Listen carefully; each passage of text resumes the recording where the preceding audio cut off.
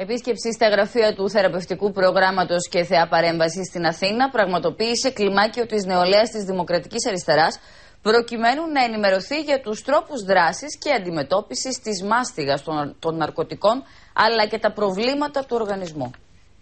Σε φιλικό κλίμα και με διάθεση συνεργασίας πάνω στα προβλήματα των νέων που θέλουν να ξεφύγουν από τη μάστιγα των ναρκωτικών, συναντήθηκε το πρωί κλιμάκιο της νεολαίας της Δημοκρατικής Αριστεράς με τους εκπροσώπους του θεραπευτικού προγράμματος και θεά παρέμβαση. Ως νέοι της Δημοκρατικής Αριστεράς, αντιμετωπίζουμε τον χρήστη ναρκωτικών ουσιών ως ασθενή και όχι ως εγκληματία. Θεωρούμε τη σωστή ενημέρωση στα σχολεία, στο δρόμο, στο στρατό, στην οικογένεια μέσα ως μια πολύ σημαντική απάντηση απέναντι στην αντιμετώπιση ναρκωτικών. Η υπεύθυνη του προγράμματος τους ενημέρωσε για τις δράσεις της κοινότητας στην αντιμετώπιση και την απεξάρτηση των χρηστών, αλλά και για τις ανάγκες και λήψεις του οργανισμού. Ιδιαίτερα η νεολαία της ΔΙΜΑΡ έχει ενδιαφερθεί και έχει ξαναέρθει στα προγράμματά μας και έχει λάβει πλήρη ενημέρωση.